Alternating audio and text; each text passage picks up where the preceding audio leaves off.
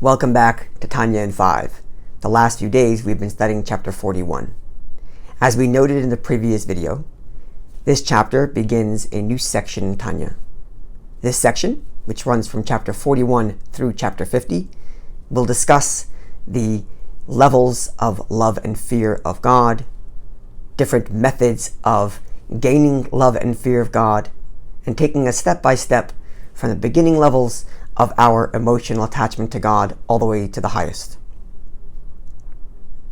This chapter, 41, begins at the entry level, first with fear and then with love. Let's define fear of God. Fear is really the sense that I do not want to let God down. That's what the sense of fear is. This comes from understanding that I am currently standing in God's presence. God is everywhere. And therefore, right where I stand, right where I am, God is here. And God's looking at me. And He's searching my heart and wants to know, how am I behaving? Am I doing what He's asking? Am I doing it properly? Am I doing it with Him in mind? He's right here. I'm standing in His presence. How could I possibly let Him down? And then each mitzvah has the way in which it takes another part of me and dedicates it to the service of God. Now, we start with fear because this sense that I'm in God's presence and I dare not let Him down is what it means to truly serve God. Because all love, at the end of the day, is self-serving. I love what makes me feel good. And if I'm to serve God, then the foundation has to be, what does He want? And therefore the foundation is not whether I like it or not, but I'm in God's presence. I cannot let Him down. I better follow everything He says. Now this feeling that I'm in the presence of God and I dare not let Him down has various levels. To what degree do I understand the greatness of being in God's presence? To what degree do I feel it, even if I do understand it? But at the very, very basic level, I ought to at least be aware of the fact that I'm in God's presence, much like I would not act silly in the presence of another human being. Then let me at least be aware of the fact that I'm in God's presence and don't act silly in God's presence. And that is still serving God, because God's at the center of how you're behaving.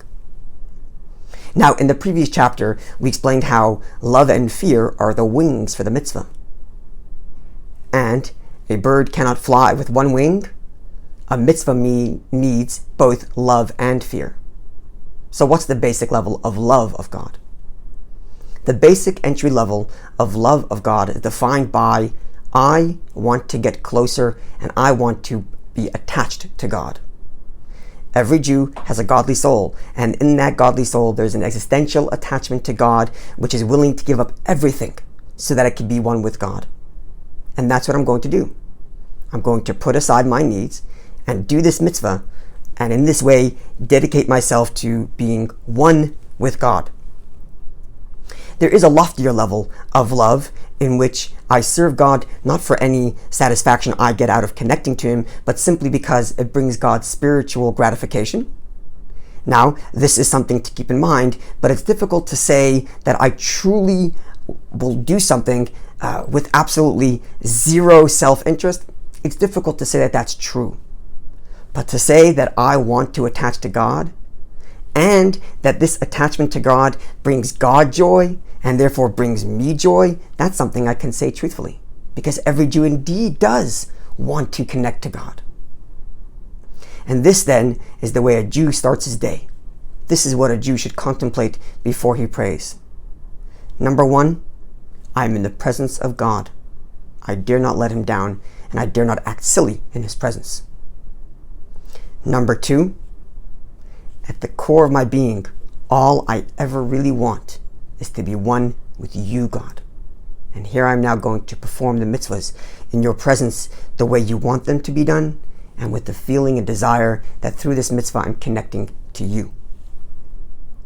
The takeaway from all of this is aside for the obvious descriptions of how we should start our day. This fear, this sense that I'm in God's presence and God's watching me, is also the source of great confidence. I know that God has multiple worlds with endless universes and angels and creations and vast things going on. And yet he chooses to watch me. He cares enough to stand in front of me and say, "How are you behaving?" Wow. That is amazing. And therefore I am so privileged to be able to serve you, dear God.